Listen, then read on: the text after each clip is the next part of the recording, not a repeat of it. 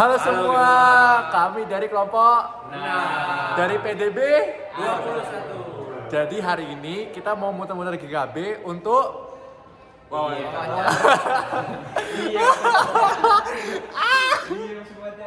tentang ya edukasi seks dan kekerasan seksual, khususnya untuk mahasiswi. Tapi mahasiswa juga ada temannya dia. Oke, bye bye.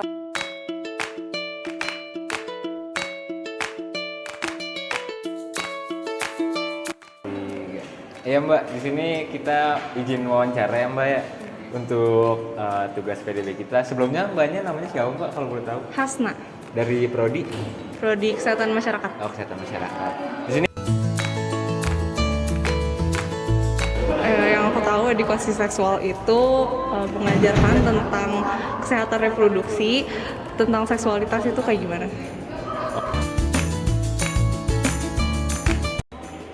Miris sih. Sangat disayangkan karena di sekitar kita tuh masih banyak yang menganggap hal tabu edukasi seks dan juga tidak mengerti bahwa bagian itu adalah termasuk pelecehan seksual seperti itu.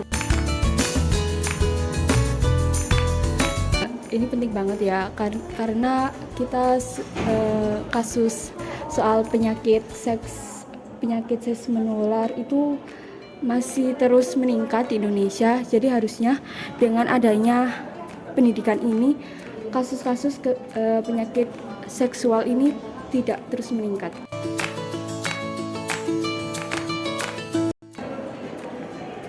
Untuk penyakit seksual ya yang saya ketahui ya apa ya, AIDS, Raja Singa itu sendiri kan, itu sih.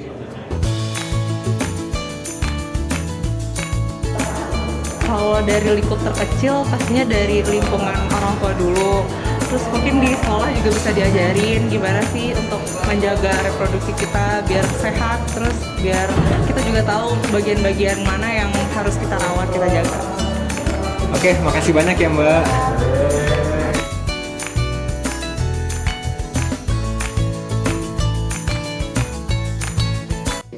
Edukasi seks adalah kegiatan mengajarkan pentingnya kesehatan reproduksi.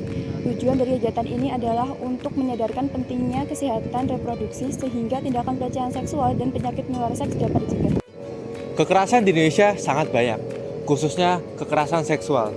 Berdasarkan penelitian dari Kementerian Pemberdayaan Perempuan dan Perlindungan Anak pada tahun 2021, ada sebanyak 13.615 kasus, dan dalam 13.615 kasus, ada 5.488 kasus kekerasan seksual.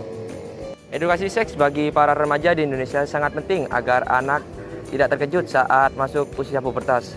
Hal ini dapat mendorong anak untuk menjaga alat reproduksinya, mencegah kehamilan di usia dini, dan mencegah pelecehan seksual. Penyakit seksual itu ada banyak jenisnya, yaitu chlamydia, gonore, sifilis, herpes, HPV, dan yang paling umum adalah penyakit HIV. Penyakit seksual ini menyebar melalui hubungan seksual, baik melalui mulut, kelamin, ataupun dubur. Nah, yang paling bertanggung jawab adalah orang tua.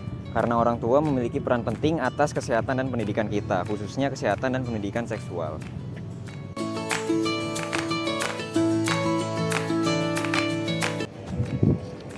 Apa itu pelecehan seksual? Pelecehan seksual merupakan suatu tindak kejahatan yang bisa merugikan orang lain dan bisa menyebabkan trauma pada korbannya. Nah, banyak banget pelecehan seksual yang terjadi di sekitar kita. Cuman masih banyak yang belum mengetahui bagaimana bentuk dan cirinya. Nah, sekarang kan kita udah tahu apa itu pelecehan seksual, maka aku akan berikan apa aja ciri-ciri tindakan pelecehan seksual. Mungkin yang pertama yang kita tahu ada catcalling, yaitu memanggil seseorang dengan cara yang ya secara seksual lah, kayak cewek gitu kan. Terus kedua adalah tindakan mengajak berhubungan. Nah, ini tentunya udah sangat tindakan kekerasan seksual ya. Nomor 5 adalah menempelkan bagian kemaluan kita ke orang lain. Itu tentunya udah tidak baik.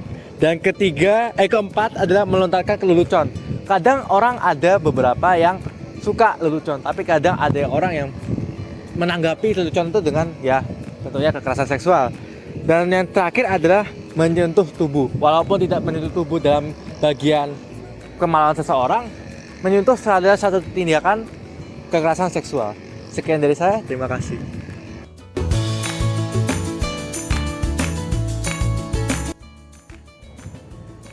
Video ini kami buat untuk memberikan sedikit informasi mengenai pelecehan seksual, bentuk dan ciri-cirinya yang ada di sekitar kita, sehingga kita bisa menjadi lebih hati-hati dan waspada dimanapun kita berada.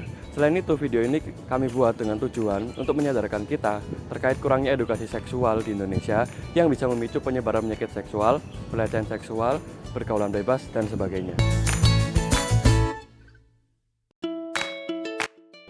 Edukasi seks ini masih bisa dibilang kurang dan masih menjadi hal yang tabu di Indonesia. Padahal, edukasi seksual ini sangat penting untuk diperkenalkan kepada para remaja. Tentunya edukasi diberikan sesuai dengan tingkat umur mereka. Diharapkan mereka menjadi lebih mengetahui mana perbuatan yang salah dan sadar akan hal-hal yang bisa merugikan mereka, serta mereka jadi lebih peduli akan kesehatan seksual mereka. Selain itu, para remaja ini menjadi lebih paham mengenai bentuk dan ciri dari pelecehan seksual, sehingga mereka menjadi lebih waspada dan mengetahui batasan perilaku.